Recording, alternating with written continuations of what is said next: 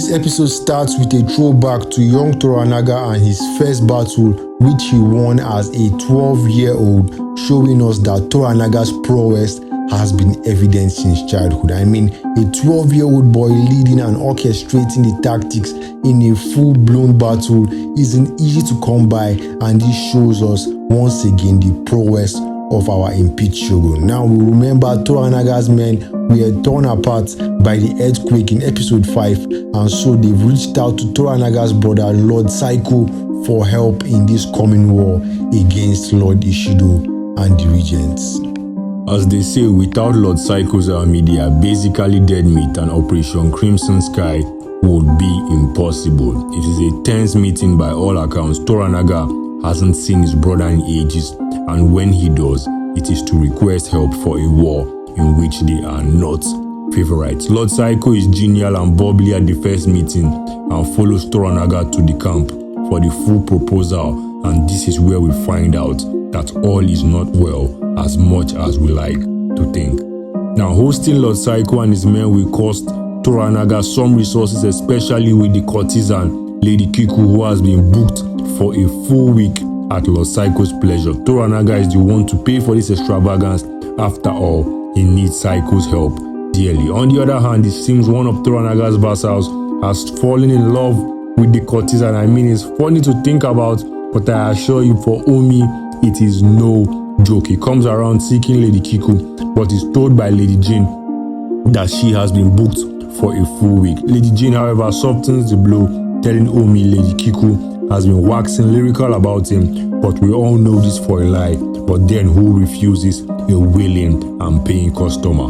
Lord Saiko's welcome party is going smoothly at first, but we can see and feel the tension is as tight as a drawn bowstring. He tells some jokes and stories at which everyone laughs nervously, with the exception of Nagakado, who is clueless as ever and hasn't realized this man hasn't committed to becoming their ally. Yet Saiko repeatedly makes jokes about being granted rulership of Izu village in exchange for his help to Toranaga, and now we all know that Izu village is headed by Yabushige, even with Omi lurking behind waiting for his chance. Saiko makes this joke multiple times as the setting begins to turn sour. Saiko even goes as far as telling a joke about a young Toranaga shitting on himself while riding a horse for miles, and this is where the tone finally changes. Nobody is laughing now, but it all turns out that their lavish welcome has been for nothing as Saiko's men surround the village and they exit from it, at which a messenger appears with a note stating Toranaga is to submit himself into Saiko's hands, who will then transport him to Osaka to answer for his treasonous crimes against the regent. The second blow is Saiko has been made regent in the wake of Toranaga's impeachment and Sugiyama's murder. So Lord Ishido has anticipated the alliance of brothers and driven a wedge between them before they even had a chance to meet. If that wasn't enough, another letter addressed to Nagakado instructs him to present himself in Osaka and commit seppuku for his murder of Jozen and the messengers.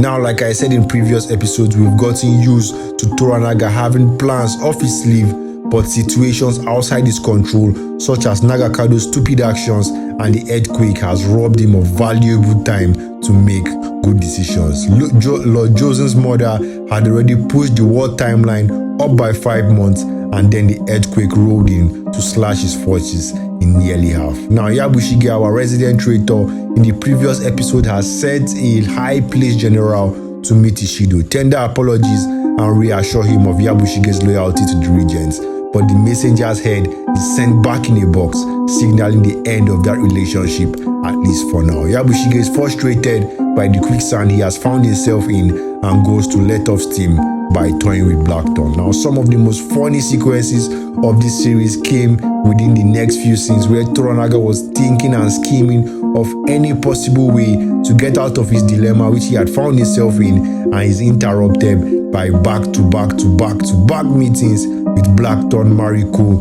Buntaro, and Lady Jane. Now, all these people have some form of petty domestic squabble or personal goals to push before him wasting his valuable time for nothing. Blackthorn wants clearance to fit out the ship for attack, and wants to know why he has been given so many gifts without doing anything in return. But Toranaga dismisses him, saying he has no concrete plans for the ship. Buntaro, fresh from nearly giving in to his impulse to kill Blackthorn, is requesting clearance from Toranaga to kill Blackthorn because he thinks Blackthorn is making a play at his wife. We're sorry for you, Buntaro, but this play has already been made and scored on, so he's basically shutting the stables after the horses are bolted. But then Toranaga flips the question, saying if Blackthorn is making passes at Mariko, then Mariko is also doing the same, and so he will have to kill them both. Mariko tables her own problems of wanting release from her earthly shell, chasing the everlasting silence of death, but Toranaga is uninterested in her worries. Lady Jane is asking for land in Edo to establish proper courtesan guilds there, and she also raises the question we've been dying to ask. Did Toranaga really let Lord Psycho into the camp knowing he had a reduced number of soldiers and could be attacked anytime without any contingencies? But as I said earlier, too many pivotal events have happened, taking away the control Toranaga once had for engaging in this war, and so he must think on the fly with no allies, while the regent can offer so much more to anyone who could help him. Well, the die is cast. Toranaga agrees to submit to Taiko and the regents. Blackthorn is disgusted at this and walks out of the meeting, while his vassals can do nothing but stare on numbly. Episode 7 comes to a close with Lady Kiku and Lord Psycho locked in sexual embrace, after which she proposes more intense methods. But Psycho smells a rat just as I do, and we see our suspicions play out as Nagakado leads an attack on the whorehouse, while Lady Kiku is nowhere to be found. Nagakado presumably is acting once again in isolation as he did with Lord Josen, because even if he kills Psycho, what then happens to the Psycho's men who outnumber Toranaga's men significantly? Well, all my permutations are discarded as Psycho went on to have the funniest death we've seen so far. I mean, rather than go in for the kill, he's taking time to savor the experience, and when he finally does move in, he slips on a wet stone and bashes his head on another stone, bleeding to his death. I mean, I couldn't help but laugh at this scene and had to rewind it multiple times just to see it. But the ramifications of his death is yet another tragedy to hit Toranaga within the past few episodes, as if having to submit to the regents wasn't enough. Now his son has joined the land of the dead by attempting to dispatch his brother Lord Psycho. So it has been a disaster on multiple accounts for Toranaga, and we will have to see how he bounces back from this event. A curious thing which I mentioned in an earlier episode was the fleeting attachment 1600s Japan had towards life. Almost in every episode, someone is begging to die, either at the hands of another or through seppuku.